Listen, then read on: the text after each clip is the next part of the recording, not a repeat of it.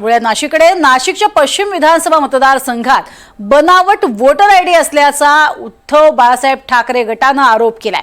उबाठाचे कार्यकर्ते योगेश गांगुर्डे यांनी हा पर्दाफाश केलाय। एकाच नावानं 3 बनावट वोटर आयडी असल्याचं त्यांनी समोर आणलंय। एकाच व्यक्तीचे फोटो मात्र नावं वेगवेगळी अशा स्वरूपाचे काही बनावट कार्ड जी आहेत वोटर आयडी ती समोर आणलेली आहेत आणि अनेक बनावट कार्ड वितरित झाल्याचा संशय व्यक्त केलाय। काय म्हणणे खऱ्या अर्थाने आता 4-5 दिवसा अगोदर सन्माननीय राहुल गांधी संजय राऊत साहेब यांनी जे आंदोलन केलं सर्वपक्षीय की निवडणूक निर्णय अधिकारी आणि निवडणूक आयोग याच्यावर जो प्रश्नचिन्ह निर्माण केलाय तो आज आम्ही पुरावे निश्चित सादर करत आहोत।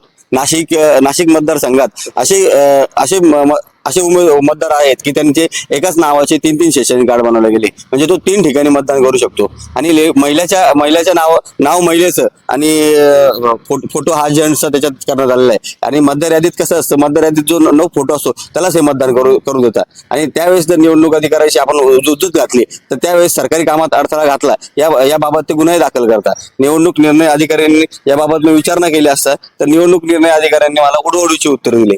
आणि हे जे पुरावे जर आज नाशिकमध्ये मला जर भेटले तर असे भरपूर पुरावे की नाशिकमध्ये सापडतील आणि आढळतील। आणि ठाकरे गटाकडनं मी एवढं सांगू इच्छितो की येत्या काळात सन्माननीय संजय राऊत साहेब आणि उद्धव साहेब यांना या कार्डांच्या बाबत मी त्यांना विचारणा करणार आहे आणि त्यांना या बाबतीत माहिती पुरवणार आहे।